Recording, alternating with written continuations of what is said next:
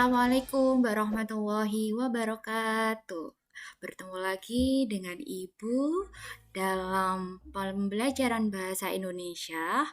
Pada pertemuan kali ini, Ibu akan membahas materi baru, yaitu materi sebelum kita memasuki PTS atau penilaian tengah semester. Masih ada satu materi yang harus kalian kuasai.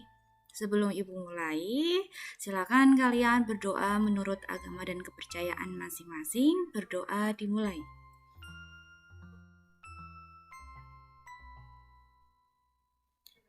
Berdoa selesai. Bagaimana kabar kalian di masa pandemi ini? Semoga kalian semuanya tetap dalam keadaan sehat walafiat. Kalian tetap semangat untuk pembelajaran. Baiklah, Ibu mulai. Jadi materi kita kali ini yaitu tentang karya ilmiah. Siapa yang sudah pernah mengetahui apa itu karya ilmiah? Kompetensi dasar yang harus kalian kuasai pada semester ini yaitu poin 3.14 di mana kalian harus bisa mengidentifikasi informasi, tujuan, dan esensi sebuah karya ilmiah yang kalian baca. Materi pembelajaran kali ini yaitu tentang tujuan dan esensi karya ilmiah, kemudian unsur-unsur dari karya ilmiah. Baiklah, Ibu mulai. Jadi apa itu karya ilmiah? Nah, kita bahas dulu. Kira-kira apa sih karya ilmiah itu? Kita lihat dari dua kata ini, karya dan ilmiah. Karya itu adalah hasil dan ilmiah suatu yang kaitannya dengan keilmuan. Jadi ada penelitian, ada observasi, dan lain sebagainya. Kira-kira apa itu karya ilmiah? Karya ilmiah adalah laporan tertulis yang diterbitkan untuk memaparkan hasil penelitian yang telah dilakukan oleh seseorang atau sebuah tim dengan memenuhi kaidah dan etika keilmuan. Intinya, kalau karya ilmiah itu adalah laporan tertulis yang isinya adalah hasil penelitian, entah itu dilakukan oleh perorangan atau sebuah tim yang memenuhi syarat atau kaidah dan etika keilmuan. Jadi tulisan yang isinya hasil dari penelitian itu adalah pengertian atau esensi dari karya ilmiah. Ya, bisa dipahami? Ibu lanjutkan. Sifat-sifat karya ilmiah. Ada beberapa sifat yang dimiliki oleh karya ilmiah. Yang pertama yaitu logis, kemudian ada objektif, sistematis, dan jelas. Nah, kita bahas satu persatu. Logis. Logis itu pastinya dapat diterima akal atau masuk akal, ya. Karya ilmiah itu harus masuk akal, tidak boleh karya ilmiah isinya itu sesuatu rekaan atau kita membayangkan. Jadi harus sesuatu yang benar-benar masuk akal, dapat diterima oleh akal sehat. Kemudian yang kedua ada objektif, di mana harus sesuai dengan fakta, keadaan yang sebenarnya, tidak dipengaruhi subjektivitas, ya. Selanjutnya harus sistematis. Artinya disajikan secara teratur sesuai dengan aturan penulisan dalam karya ilmiah. Tidak boleh kita menggunakan sistem kita sendiri. Penulisannya harus disajikan sesuai dengan sistematika penulisan karya ilmiah. Ada pendahuluan, kemudian ada bagian isi dan penutup. Pendahuluan itu apa saja, kemudian isinya kaitannya dengan apa saja, kemudian ada penutup. Itu yang dinamakan sistematis. Selanjutnya, jelas. Dalam karya ilmiah itu harus jelas, baik itu bahasanya, kita harus menggunakan bahasa yang efektif, tidak menimbulkan penafsiran yang ganda. Itu sifat dari karya ilmiah, ada logis, objektif, sistematis, dan jelas. Kemudian struktur dari karya ilmiah. Nah, Ibu akan bahas tentang strukturnya. Struktur dari karya ilmiah yang pertama itu pasti kalau kita membuat karya ilmiah, kita harus membuat judulnya. Judul dalam karya ilmiah. Bagaimana cara penulisannya? Kita lihat.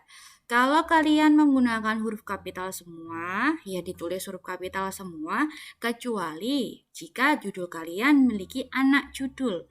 Anak judul itu biasanya dia di bawahnya atau sebagai pelengkapnya, kan ini induk kalimat, induk judul. Yang ini namanya anak judul. Dia sebagai pelengkap dari judul. Contohnya, maraknya penggunaan gadget pada anak, sebuah studi deskriptif terhadap penggunaan gadget.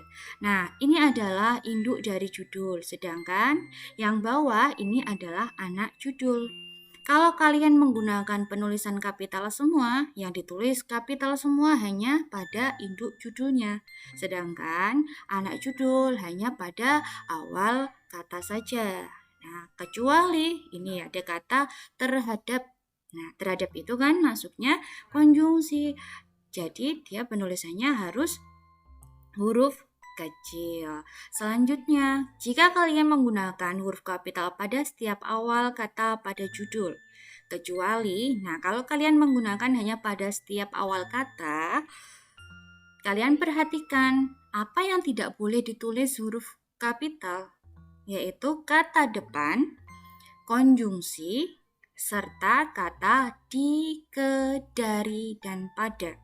Konjungsi kan ada banyak sekali, ada dan, pada, kemudian apalagi itu, yang, itu penulisannya harus huruf kecil, tidak boleh diawali dengan huruf kapital. Contohnya ini ada kata pada, kemudian ada kata terhadap. Ini penulisannya harus menggunakan huruf kecil. Jadi bisa dipahami ya, kalau kalian menggunakan huruf kapital semua, ditulis huruf kapital semua kecuali pada anak judulnya. Tapi kalau kalian menggunakan huruf kapital hanya pada awal sebuah kata, jadi kalian harus memperhatikan apakah ada konjungsinya, apakah ada kata depan atau tidak. Ya. Selanjutnya, struktur yang kedua yaitu pendahuluan. Ketika kalian membuat karya ilmiah harus ada pendahuluannya. Pendahuluannya itu isinya apa? Pada karya ilmiah yang formal, biasanya isinya adalah latar belakang. Latar belakang itu apa? Yang melatar belakangi kalian membuat sebuah karya ilmiah. Latar belakang dari permasalahan kalian itu apa? Jadi secara umum, kemudian secara khususnya. Kemudian ada rumusan masalah. Masalah yang kalian bahas dalam karya ilmiah itu apa? Misalnya di sini, pengaruh globalisasi terhadap dunia pendidikan. Ini judulnya. Masalahnya apa? Kalian bisa ambil dari judul ini. Misalnya, apa pengaruh globalisasi terhadap dunia pendidikan? Kemudian, apa penyebab buruknya pendidikan di era globalisasi? Atau bagaimana penyesuaian pendidikan di Indonesia pada era globalisasi? Misalnya seperti ini. Jadi nanti dalam karya ilmiah kalian harus tahu apa yang akan kalian bahas di dalam karya ilmiah itu. Jadi ini nanti poin 1 sampai 3 ini kalian bahas di dalam isi. Karena ini masalah-masalah yang kalian akan bahas. Nah, jadi setelah kalian menentukan judul, kalian membuat latar belakang, kalian harus bisa merumuskan permasalahan. Kalau misalnya ini pengaruh globalisasi terhadap dunia pendidikan, latar belakangnya nanti kalian bisa misalnya globalisasi itu apa, pendidikan itu apa, seperti itu. Jadi secara umumnya saja. Selanjutnya, di dalam pendahuluan itu ada tujuan. Selain latar belakang, rumusan masalah ada tujuan. Tujuan itu dibagi menjadi 3. Tujuan bagi penulis, kemudian tujuan bagi pembaca, serta tujuan bagi masyarakat. Maksudnya apa di sini? Tujuan ini, kalian membuat karya ilmiah dengan judul seperti itu, tujuannya apa bagi penulis? Bagi pembaca, apa yang tujuan yang akan mereka dapatkan? Bagi masyarakat, tujuannya apa? Seperti itu. Kemudian manfaat. Manfaat misalnya dari tadi judul tadi kalian bisa menarik manfaatnya. Apa kira-kira karya ilmiah yang kalian buat? Misalnya memberikan keyakinan kepada pembaca tentang manfaat atau kegunaan dari karya ilmiah yang kalian buat. Seperti itu. Selanjutnya, struktur ketiga ada landasan teori.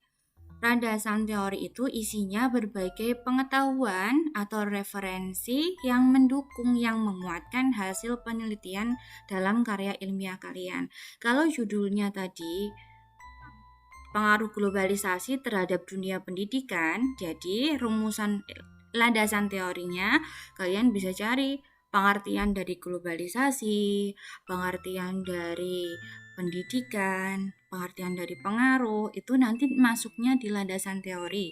Dan di mana kalian mencari? Dari buku, tidak boleh kalian mengarang. Jadi harus kalian mengutip dari buku seseorang yang kaitannya dengan judul karya ilmiah kalian. Selanjutnya, metodologi penelitian. Metodologi itu adalah prosedur atau tahap-tahap penelitian, ya, mulai dari persiapan, kemudian penentuan sumber data, pengolahan data, dan pelaporan. Jadi tahap penelitiannya nanti seperti apa? Kemudian kalian nanti bentuk penelitiannya seperti apa? Yang kelima yaitu bagian pembahasan. Ini yang paling penting. Masalah-masalah yang ada pada rumusan masalah tadi, kalian bahas secara terperinci dan secara sistematis pada bagian pembahasan. Yang keenam yaitu simpulan dan saran. Simpulan ini berisi penjelasan kembali dari pembahasan secara ringkas. Saran berisi anjuran-anjuran untuk kemajuan penulisan selanjutnya. Jadi isinya adalah simpulan atau ringkasan dari karya ilmiah kalian, dari pembahasan yang sudah kalian terangkan tadi di bagian pembahasan. Kemudian sarannya atau isinya itu anjuran-anjuran untuk kemajuan penulisan selanjutnya. Kemudian yang terakhir adalah daftar pustaka dan lampiran. Bagaimana cara penulisan daftar pustaka? Nah, ini sering sekali muncul ketika kalian sudah memasuki soal-soal yang dalam persiapan, misalnya persiapan UN. Kalian pasti nanti akan menemukan daftar pustaka. Bagaimana cara penulisannya? Cara penulisan daftar pustaka, kalian simak baik-baik. Jadi urutannya itu poinnya hanya ada 5 ini yang kalian harus cantumkan. Yang pertama ada nama pengarang. Jadi daftar pustaka ini perolehnya dari mana? Kalian tadi kan membuat apa tadi? Landasan teori. Landasan teori ini kan asalnya dari buku. Nah, ini pasti ada pengarangnya. Kalian tidak boleh asal comot atau kalian copy paste sembarangan. Kalian harus mencantumkannya dalam daftar pustaka. Daftar pustaka itu buku-buku yang kalian kutip. Kalian harus lampirkan dalam daftar pustaka. Misalnya di sini. Jadi urutannya yang pertama yaitu nama pengarang. Nama pengarang dalam daftar pustaka penulisannya harus dibalik jika itu lebih dari 2 kata. Lebih dari 1 kata. Misalnya di sini ada kata Ali Muhammad. Nama sebenarnya dalam buku itu pasti Muhammad Ali. Dalam penulisan daftar pustaka harus dibalik. Kemudian tahun terbitnya. Kapan buku tersebut diterbitkan? Misalnya di sini tahun 1994. Kemudian judul bukunya apa? Judul buku penulisannya harus ditulis italik atau huruf miring. Dan jangan lupa penulisan judul yang benar itu seperti apa? Berbahasa yang baik dan benar. Ini misalnya. Konjungsinya tidak boleh menggunakan huruf kapital ya. Kemudian kota terbit. Misalnya di Jakarta. Pemisah antara kota terbit dan penerbit yaitu .2. Setelah itu ada penerbit, misalnya Pustaka Media. Tanda baca yang memisahkan antar bagian ini adalah tanda baca titik. Ya, diperhatikan kecuali kota terbit dan penerbit. Dan jangan lupa di akhir daftar pustaka tanda baca yang digunakan adalah tanda baca titik. Ya, bisa dipahami. Jadi struktur dari karya ilmiah ada beberapa tadi. Ada judul, kemudian ada pendahuluan, ada landasan teori, metodologi penelitian, pembahasan, simpulan, saran, dan yang terakhir adalah daftar pustaka dan lampiran. Ini adalah struktur karya ilmiah secara bentuknya secara formal. Nah, seperti itu. Baiklah, selesai. Jadi, hari ini kita sudah membahas tentang apa itu esensi dari karya ilmiah, kemudian apalagi tadi yang kita bahas. Ada strukturnya, kemudian ada sifat dari karya ilmiah. Jadi 3 poin itu yang harus kalian kuasai hari ini. Silakan kalian belajar lagi pada buku paket kalian baca-baca lagi. Apabila kurang paham, silakan kalian bertanya. Jangan malu-malu untuk bertanya, ya. Sebelum Ibu akhiri, Ibu ada satu kata-kata buat kalian, penyemangat kalian. Aku memilih untuk membuat sisa hidupku menjadi yang terbaik dalam hidupku. Jadi, Ibu ambil jadi Louis Hay, di mana kalian silahkan pilih yang terbaik untuk hidup kalian. Pilih sisa hidup kalian menjadi hidup yang lebih baik daripada sebelumnya. Jangan pernah kalian sia-siakan dengan misalnya kalian malas belajar, kalian sering-sering misalnya tidur malam hanya karena nongkrong, kalian masih di masa kalian harus sekolah, kalian harus meraih pendidikan. Ya, ada waktunya, ada saatnya kalian nanti bekerja, ada waktunya kalian bermain. Tapi ketika kalian sekolah, silakan fokus pada sekolah kalian. Ya, sebelum Ibu akhiri, marilah kita baca hamdalah bersama-sama. Alhamdulillahirobbil alamin. Sampai berjumpa pada pertemuan selanjutnya. Ibu akhiri. Wassalamualaikum warahmatullahi wabarakatuh.